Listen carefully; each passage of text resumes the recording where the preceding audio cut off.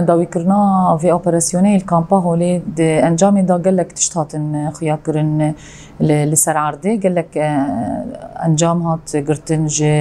جيبو جوي اوبراسيوني دسبيكي قوما وك ريفبري ما هنك احصائياتي خاصتن دستيخا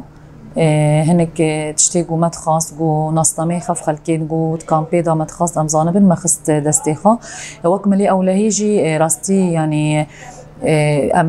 اموسا هنكي رحت بون قو امكانبن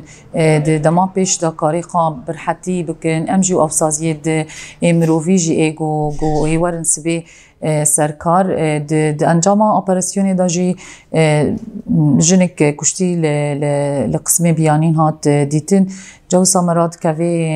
خیالکی گو تشتن دن لوی کامپی وی هبن یا وی تن هبن حرق اپراسیونک چید بی وسا هنتشتن نه گو مراتين تين خياكر يعني راستي ام هر دم دقوت كشتن لوي كامبينيني اما بفي انجاما في اوبراسيوني هات ميداني جو كشتن جهاي وفشارتي يعني داوي دم بفينو جو اف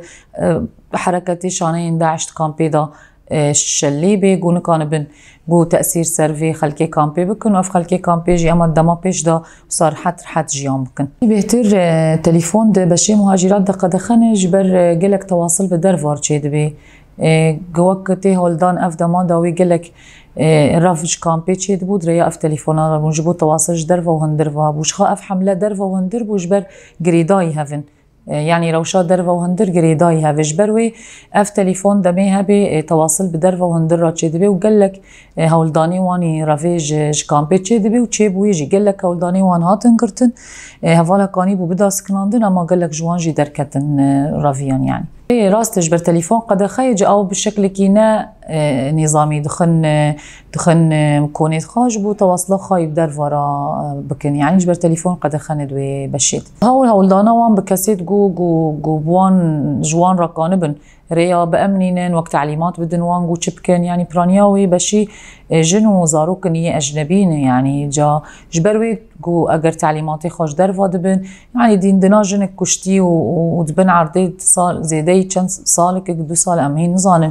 او جنا كشتي كيبو يعني وسا خوياتكي جو كسك فان بريف دبيج درفا وجهندر بهافرا تواصل دكن بلكي جو كاسين جو في اوبراسيونات تغطيه دكرن دراغاندن ديان ايجو متابعات كرن زانن براني خلكي قامبي جنو زاروكنه جاجبروي بهتر شانين داعش لسر جنا كارتكن يعني سر زاروكاش بو جوان بيك بينن د كاري خد دهندر كامبيت يعني دبي جو اف جني جو هاتن قرتن هنك اغاهي دستيوان ده بنجبو شانين داعش ايجو كان جو كامبيت حركينن ايجوسا اف تفلهفيه جو كامبيت تشيتكن يعني اف قرتن وهنك تشتا بدي خايا كرن دما بيشتا يعني دناف داعش دا جي خاد قرن جواك حسبيني جواك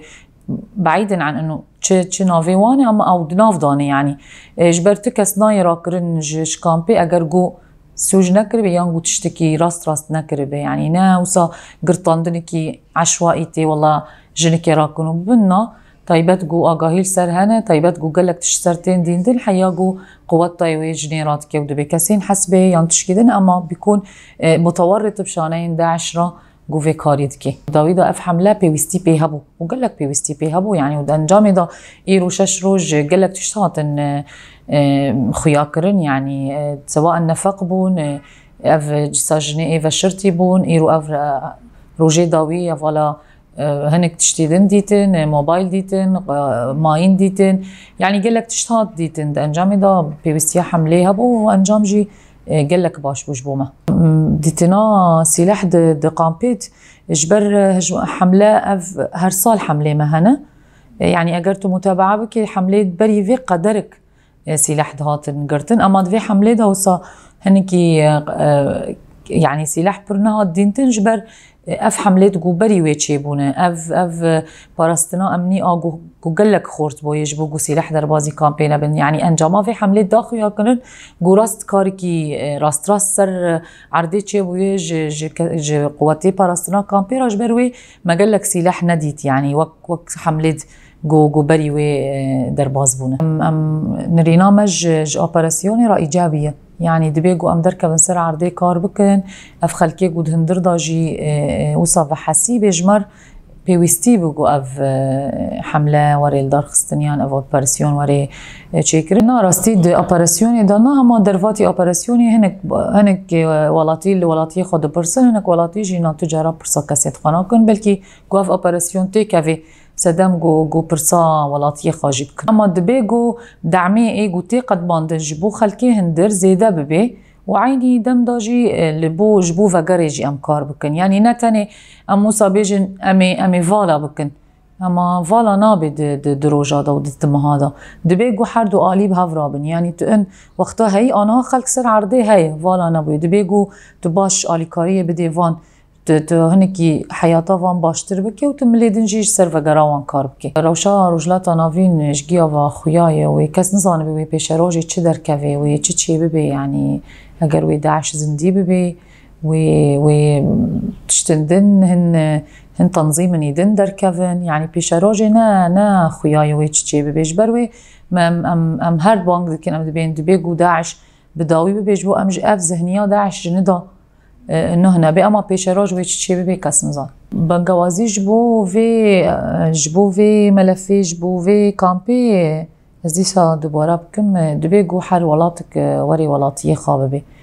اما اگر گو ایگو ناخذ ولاتی خواج بده دبی گو خدمتکی بدي دستك بدي ريفبريا خسر جبو گو لوی ملتی قانبی خودی درکوی یعنی هر روز يرشي در والسر مهنر سري وبريا خسر هنو افكام شي دستي مدايه يعني هاري كيم جو اگر دستك بدن ريفبريا خسر في ارشيد در والسر ما بسكنين جبر قام كانبن